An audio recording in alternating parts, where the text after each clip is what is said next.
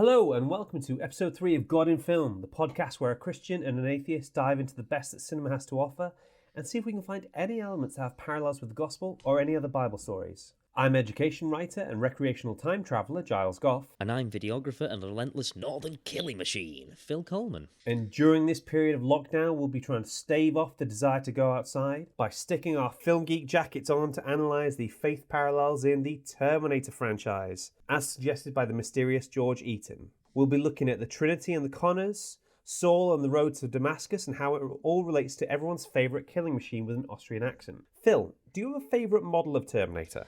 And it's got to be the T-1000. Yeah. Robert Patrick in that film is amazing.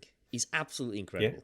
Like, so intimidating, so robotic, but he's not, like, wooden. You know what I mean? His performance is just so believable. It's really interesting seeing somebody incredibly clean-cut and an authority figure and somebody who is not traditionally imposing to be able to make them look that scary. Some of the things that he did, just the little touches he added to the character, I think were fascinating. And that's what made him so imposing, and it's stuck in my brain for years. Also, Robert Patrick. Just choose a first name already, you know? Yeah. It's like, are you Robert or you're a Patrick? You know what I mean? Yeah, awesome. I went for a slightly left turn for my answer, and I want to say Cameron, played by Summer Glau from the TV series Sarah Connor Chronicles. I'm actually not familiar with that. No. It's a TV show that was cancelled before its time. It only got 2 seasons, and it was a real shame because it was really well done. Set after the events of T2 with Lena Headey as Sarah Connor. She becomes the first of 2 Westerosi queens to play Sarah Connor, with Emilia Clarke playing her later on in Terminator Genesis. Phil, do you want to talk us through some of the facts about the Terminator franchise? The Terminator franchise, an American media franchise created by James Cameron and Gail Ann Hurd. The franchise encompasses a series of science fiction action films, comics, novels, and additional media concerning the battles between Skynet's synthetic intelligent machine network and John Connor's resistance forces with the rest of the human race. The Terminator topped the United States box office for 2 weeks and helped launch Cameron's film career and solidified Schwarzenegger's status as a leading man. The film franchise alone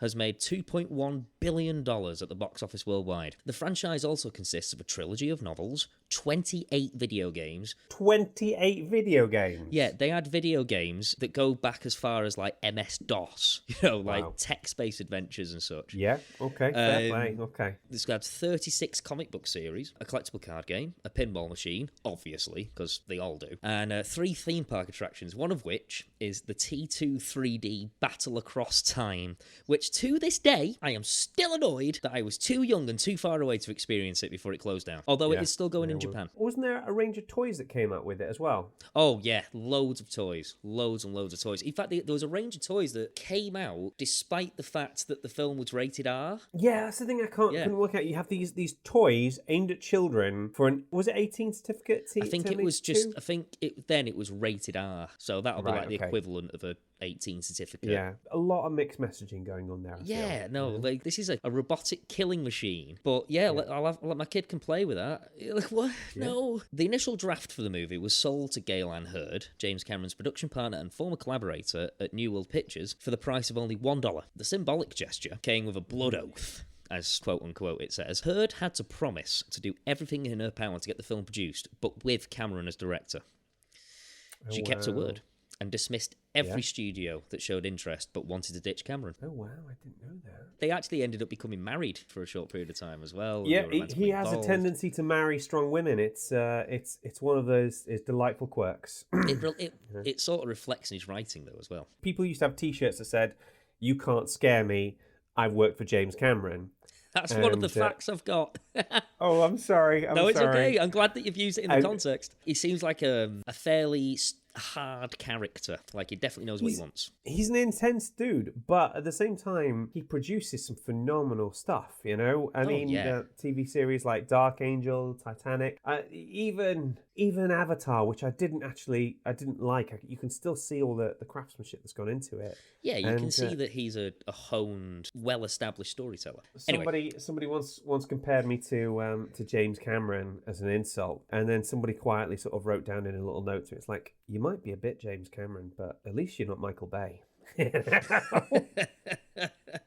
That's you know what? That's fair. That's fair. Yeah. So the Terminator, the first one, has been selected for preservation in the National Film Registry by the Library of Congress as being culturally, historically, or aesthetically significant. Oh, wow. So that's now preserved in American archives, which I think it should be. With the first one, he was basically trying to invent a new genre, wasn't he? He wanted to create a sci-fi slasher, if I remember correctly. The phrase I heard him I read in one of his interviews was the idea of it being tech noir, you know? Yes. It's and obviously the funny thing is he names the nightclub in the scene where she first meets him as Tech Noir. Once you know that, the name stands out a mile. I watched it earlier on today, and that's the first thing I noticed. Is like, it's called Tech Noir. I know that for some reason. I'm glad that you've told me, because I just couldn't remember. So, in Rome, during the release of Piranha 2, The Spawning, director Cameron fell ill and had a dream about a metallic torso holding kitchen knives dragging itself from an explosion. Inspired by director John Carpenter, who made the slasher film Halloween in 1978 on a low budget, Cameron used the dream as a launching pad to write a slasher-style film. Cameron's agent disliked the Terminator concept and requested that he work on something else, so Cameron fired him. He was basically like, look, this is what I've got. It will work. This is a bit of a divergent, but one of the few A-list, or maybe the only A-list director I've actually met, was Danny Boyle. I asked him once, how do you pick your projects? And he said, it's a bit like falling in love. Everyone can tell you not to do it or all the reasons why you should avoid it or anything, but sometimes you just know and you've just got to go for it, you know? And it sounds like that's what Jim Cameron was going through there. That sounds about right to me. One afternoon, during a break in filming, Arnold Schwarzenegger went to a restaurant in downtown LA to get some lunch and realised all too late that he was still in Terminator makeup with a missing eye, exposed jawbone and burned flesh. I want the meatloaf. If Arnold Schwarzenegger wasn't intimidating enough, but he's standing on the other side of the deli counter with you and part of his jawbone is exposed. That's going to be... The thing is as well, because he's unaware that he's still in makeup, he's going to be like smiling and sort of being extremely friendly, and there he's got like a bit of jaw hanging out, and you think, are you all You're going to get some incredibly fast service that way, I think, you know? Oh, yeah. So, according to a 2008 interview with Lance Henriksen, who, by the way, I forgot complete was in this film, so I watched it earlier today. Lance Henriksen's the police officer. He's the android in Alien, isn't he? Or he's one of the androids in. I saw him and I was like, you're a robot as well. Yeah, it was like, you're a robot, but not in this franchise. James Cameron had no agent, according to Lance Henriksen, and was either living in his car or sleeping on the couch for a friend when he wrote the script for the film. So he was poor. Shots through the Terminator's vision shows a dump of the ROM assembler code for the Apple II operating system. If you owned an Apple II, you enter the basic prompt. So let me get this right. End bracket call-151 star P. And it'll give you the Terminator view, which I think's so cool. That's what you want. Okay. Robert Patrick trained in a rigorous running regime while breathing only through his nose in order to be able to appear to run at higher speeds without showing fatigue on his face. He had trained so hard that he was able to catch up with Edward Furlong on his dirt bike with great ease, so he had to actually slow down. What a machine. Like I know he's playing a machine, but what a machine. That's insane. So Robert Patrick, who not only can he not decide on a first name, but he's also a brill runner. That is phenomenal. Similarly, physicality-wise, Robert Patrick patterned himself after a shark when he was moving through a crowd, which... You can see that as well, can't you? He's sort of got the features as well, like that very angular sort of like thing, and it really suits his natural aesthetic, you know. And to accomplish the scene in which the T-1000 slowly emerges from the fire in the, in like the foundry sequence at the end, Robert Patrick had to stand in the centre of the flames and then walk out. After the scene, his clothes were all singed. Yeah, health and safety were napping that day, weren't they? Yeah, they didn't really think that one through, did they? I mean, man could have died. Okay. Arnold Schwarzenegger's catchphrase almost became, "I will be back," because he thought it sounded more machine-like without a contraction. He also felt "I'll" sounded too feminine. It was the one major disagreement between Schwarzenegger and James Cameron, and all Cameron had to say was that, "I don't tell you how to act, so don't tell me how to write."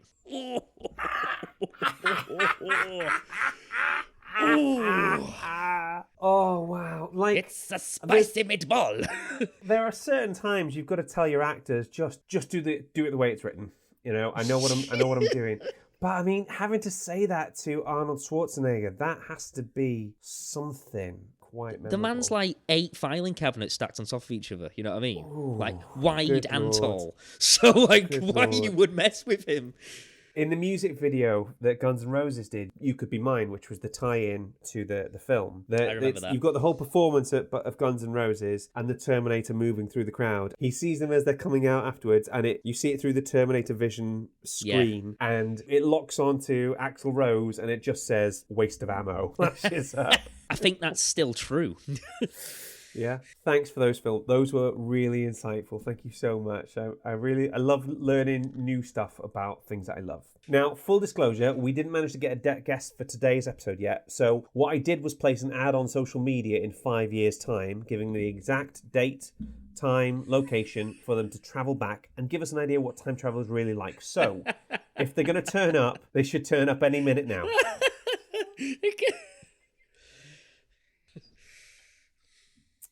Well, that was disappointing. Yeah, that sucks. So, like, where is he? Okay. In place of that, I've decided to correct one particular injustice, which is that I feel one film is unfairly maligned. So we're introducing a little alternative segment, which I'm calling A Spirited Plea to Reevaluate Terminator Salvation. Okay. So first off, this isn't an attack on people that hated Salvation. A lot of people disliked it. Are people I love and respect, and I'm not looking to start anything. What I'm trying to do is suggest that the reason that Terminator Salvation is so reviled is dependent more on context than content. Firstly, let's look at the cast list. Christian Bale, Sam Worthington, Bryce Dallas Howard, Helena Bonham Carter, Anton Yelchin, Michael Ironside. Where's the weak link there? That is a deep bench. Now, the worst one I could find was Common, who, to be fair, is more of a rapper than an actor. He doesn't always deliver his lines convincingly, but they used him really sparingly in the film. And, of course, I'll fight anyone who says anything bad about Anton Yelchin. What a great actor, and it's such a shame. It's such a shame that he was taken way before his time. For those of you that don't know, Anton Yelchin was a young actor who died in 2016 through an accident with his own car and nobody else. And it's one of those losses that it shouldn't have had such an impact on me, but it did. And I'm not entirely sure I can explain why, but I really feel like we miss him, you know?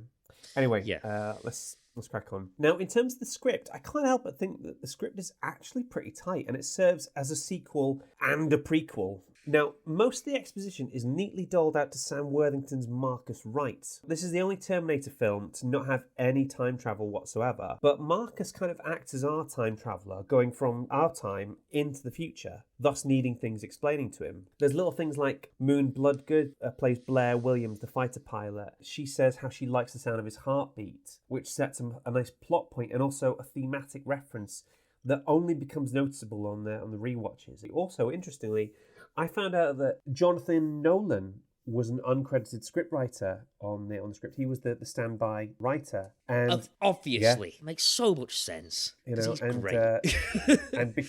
he is pretty great. You know, I mean, he still gave us Westworld, and for me, the line that still sticks out is, "If you're listening to this, you are the resistance." I like that. And it also, in the same way that Batman Begins shows you how someone can become Batman, this shows you how John Connor can become this great military leader, because he's effectively used his 10,000 hours to learn how to kill the Terminators long before the rest of the world even knew they existed. So I thought that was a really nice touch. Originally set in a dystopian future, Terminator Salvation can now be classed as being set in an alternate past, as the film is set in 2018 after Judgment Day. Considering that this is a 2018 where Donald Trump was not president, it's difficult to class whether it's class it as a dystopian world, as at least they didn't have to deal with this nonsense. Yeah. Unfortunately, we do have that orange man. Yeah. In terms of the way it's shot, I personally think there's very few frames in this film that couldn't be taken out and put on your wall as a work of art. I mean, the fact that it's not overly sci-fi, the human beings are using bullets rather than lasers, helps to make it really feel grounded and create some really believable world building. In terms of what they got wrong, not all the CGI stands up. Borrows heavily from other films. I noticed just when I was watching Great Escape, Blade Runner, Lord of the Rings, and Transformers. But our podcast is devoted to stories that steal ideas from other stories, so I'm not going to stress about that too much. Yeah. For me, the biggest misstep is always that massive harvester machine, which looks like a crap Transformer, looks like it belongs in a different film. There's some clunky voiceover. John Connor's line, I'll be back might work for the character and his motivation, but it does feel like a line that's made purely for the trailers. Do you remember the trailers for this one? I don't especially. They spoiled a massive reveal in it. So you're going into if you're watching the trailers, you already know that Marcus Wright is a cyborg, and that in the film it's presented as a massive big reveal, and it's spoiled for us. I also think the name is terrible. Much more on the nose. In terms of where it ranks, no one's going to suggest it's better than the first two films. But if we're going to try and compare a sci-fi film to two of the greatest films in cinema history, then they're all bound to pale in comparison. I feel comfortable putting Salvation light years ahead of Genesis. I think Terminator 3 was bold in the way it ended it, but its awkward humour always kind of weakened it for me. When Schwarzenegger turns up with this sort of Elton John style glasses, it's like... And some people will argue that Dark Fate is better, and I like that film, but it's essentially a reboot that devalues all that came before by murdering John Connor in the opening scenes. So that's how I feel. When Dark Fate came out, I was thinking about it and I was like, what's the point? If you were going to do something and you were going to like go back and maybe rewrite some of the history, I understand it's got a lot of time travel in it, so they've sort of got that artistic license. I think, why not just do, like, say for example, why not replace number 3? One of the things I thought was bold about Salvation was that it didn't replace 3. It treated it as canon, when the easy option would have been to forget about it. So there we go. I hope some of that is convincing, and I hope that some of the people listening fancy having a rewatch of Terminator Salvation to see if it is as bad as you remember. After that little sojourn, we're now going on to Finding the Faith in the Film. It sort of changes pitch every time. It does. But, you know. I like it. It works.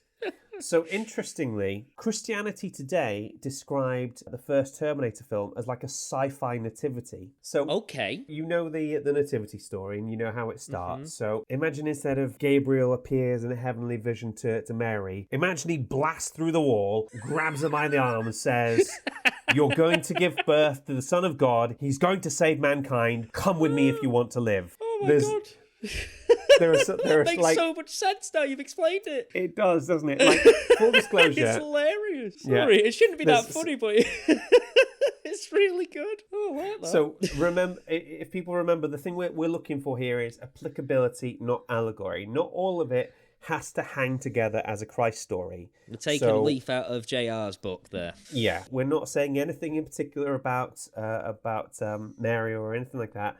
But you can see some of the parallels there. It does make sense. Like, you've got Kyle Reese who blasts in from the future to the past, finds Sarah Connor, says, "You're going to be the mother of this," what is basically Christ-like being that's going to be in the future, is going to lead us all to salvation. Callback. I do see it, but again, it is definitely in the lines of applicability. The key thing I want listeners to keep in mind here is all the points we're making, all these comparisons, they work for the metaphor that we're talking about. They don't have to hang together for the entire film or the entire series. It's just something for you to appreciate in their individuality. So what interests me about some of the character dynamics at the heart of these films is the interconnected nature of Sarah Connor, John Connor, and Kyle Reese. Each one of these characters exists as part of a circle, and one can't exist without the other. So Kyle Reese trains Sarah and fathers John. Sarah teaches John, and John inspires and commands Kyle. And in a similar way, you can see the Trinity. Are you familiar with the idea of the Trinity? The Father, Son, and Holy Spirit, right?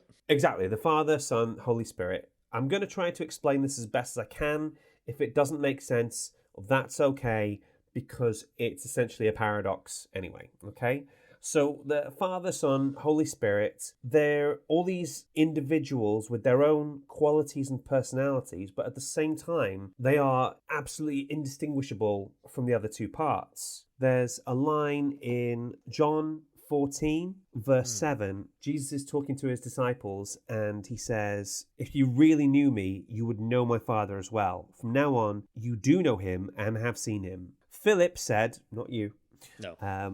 Philip said, "Lord, show us the Father, and that will be enough for us."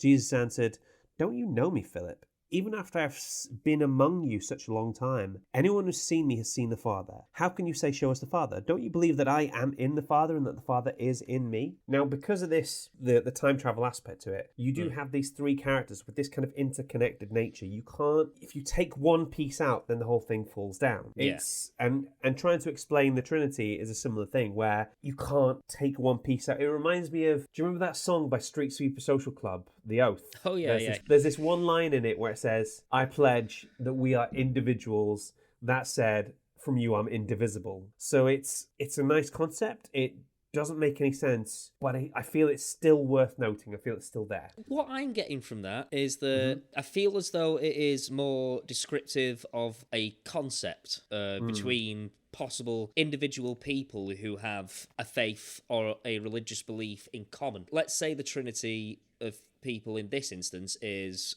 Kyle Reese, Sarah Connor, and John Connor. They are all completely different, but they are all united in the cause against the machines, taking over everything apparently. For me, coming from a non-faith standpoint, that's what would make sense to me in terms of script writing, in terms of the narrative and in the way that the characters interact with each other and their relationship. I mean, when it comes to the Trinity, I think you can be a Christian your entire life and never fully understand it. And I think I'm definitely one of those people. But I thought it was really interesting how these ideas and concepts sort of roll around these three characters, and because of the time travel element to it, we got a really nice paradox there that I thought had an interesting parallel with the Trinity. If it doesn't work for people, that is okay. Now, I'm going to tell you a little bit about a guy called Saul, and this should hopefully be a bit more straightforward. Have you ever heard of a guy called Saul from the Bible? He changed his name to Paul. I was hoping that would be my big reveal, you know? Sorry. Okay. I did know about this one. Saul was a Pharisee who was the OG Christian killer. He slaughtered Christians before it was cool, way before Romans brought lions into the equation. Acts 8, chapter 1 says, and Saul was there giving approval to his death when it talks about the first martyr that comes across, you know? Now, he's on his way to Damascus to kill some more Christians when he has this vision. As it says in Acts 9, 3-6, as he neared Damascus on his journey, suddenly a light from heaven flashed around him. He fell to the ground and heard a voice say to him, Saul, Saul, why do you persecute me? Who are you, Lord? Saul asked. I am Jesus, whom you are persecuting, he replied. Now get up and go into the city, and you'll be told what you must do. I love that little bit line there. Just get up, go to the city, I've given you so many chances, Saul, right? Now, get up, go to that big place of all the buildings. So he's temporarily blinded, but the short version is he goes to Damascus, meets up the early church, and becomes one of their greatest leaders. I cannot help but think that has to be one of the tensest meetings anyone has ever had. When somebody goes to meet him, like, yes, I'm converted, I believe what you believe. And it's a trap. You know? Yeah. So he changes his name to Paul, becomes an apostle, and is responsible for a large part of the New Testament. If you've heard the words, love is patient, love is kind, it does not envy, it does not boast, it is not proud, then you've heard Paul. This one, to me, I don't think it's that much of a stretch to see a parallel with the T-800.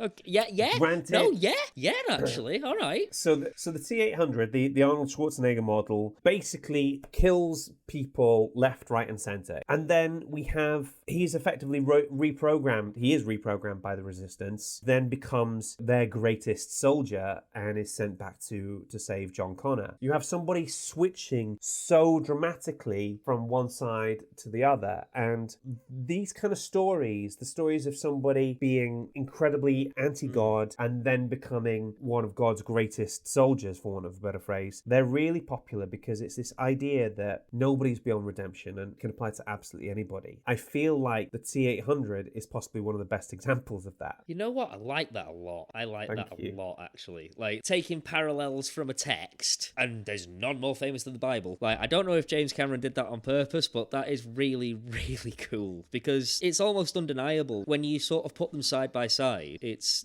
straight down to the fact that he's like, I'm killing the Resistance. I'm saving the future of the Resistance now. No, the enabler of the Resistance almost. Absolutely. Now, this one might be a bit of a stretch, but I thought it was worth mentioning. If the machines had done literally nothing rather than go back in time to kill Sarah Connor, John would never have been born. And in this way, the machines kind of create their ultimate enemy. In a similar way, and again, if you think think this is a stretch, that's fine. Christians, we sort of attribute Jesus' death to the devil and evil in general. The key thing being that the devil's sort of responsible for killing Jesus, and in doing so, Jesus' sacrifice atones for the sins of mankind. So in this way, Satan sort of facilitates a hero that he can't destroy.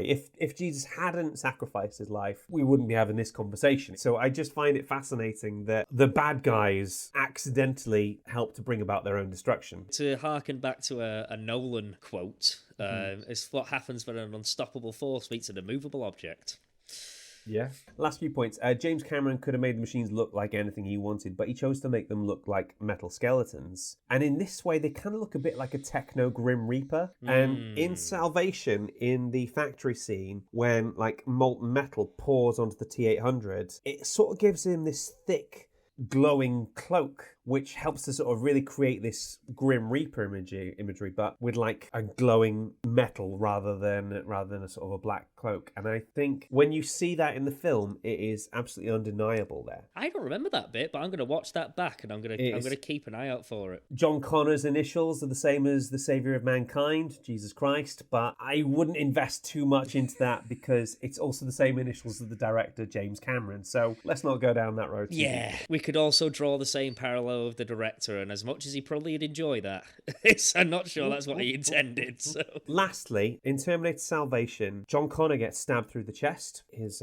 about to die. It's gone straight through his heart, and Marcus Wright gives his life in order to transplant his heart into John Connor. He's making the ultimate sacrifice to save another person, and there's a brilliant line in it where it says, "Everybody deserves a second chance. This is mine." Now, it is like someone took the entire central argument of the entire gospel and the entirety of the New Testament, and then they stuck it in a Terminator film, because this idea that everybody deserves a second chance, no matter who they are, is absolutely central to my beliefs and to the beliefs of Christians everywhere. The idea of sacrifice and redemption. If you take those out of the story, if you take those out of the gospel, you don't have a gospel. And I just like the way something can be boiled down in something so beautifully, and again turns up in everybody's second most hated Terminator film. I've got to say that last point, I think we may have indisputably found the faith in the film in that particular moment. Like, even if it's only very small, it's an undeniable one. The daft thing is, I wasn't really setting out to make Terminator Salvation look like it's a faith in film one, but I accidentally just did that at the end there. To be fair, we're trying to find the faith in the film and in the franchise itself, because that's what we're looking at. And we achieved that, I think. It became apparent. That's pretty much it for our episode this week. Our podcast has been out for a week now. We've had about 100 downloads. 100 downloads! That's not bad considering. That is not bad considering that this is our first week out, and neither of us have ever done a podcast before. I'm grateful for every single one of them, I've got to say. There's people who've talked to me personally who said things where they connected with them, and I love that. And in particular, I'd like to say a big thank you to the people who've left us reviews. Katie June Nunn described us as informative and entertaining and easy to listen to. And Lyle Shane, who's a trainee teacher, said, "I'm excited for the podcast and hope that I can use them in my lessons." Lyle, if these prove to be useful to you, then I feel like we've done our job then, and I think that'd be fantastic. Thank you very much for listening, Lyle, and we'll keep doing it. Nice. Okay, that's us done for today, listeners. Thank you so much for listening. We've had a really good time. Phil, have you had a good time? I always have a good time. You know me. I never get bored of looking at your pretty little face. Oh, Giles! No, you. Our next film is Arrival, directed by Denis Villeneuve. If you get a chance, please check that film out, because we're going to be talking about that in depth next week. Have a fantastic week. Look after yourselves, guys. Stay safe, stay inside, and we'll see you very soon. God in Film is hosted and created by Giles Gough and Phil Coleman. Mixing by Phil, editing by Giles. Our logo was designed by Julie Walsh, and our theme tune was designed by Rick Lee. Fact-checking by Christina Stannard-Good. Waffle editing by Natalie Austin. God in Film is a Dask production. Please rate and review, unless it's a 1-star, in which case just travel back in time and tell Phil's mum before he was born.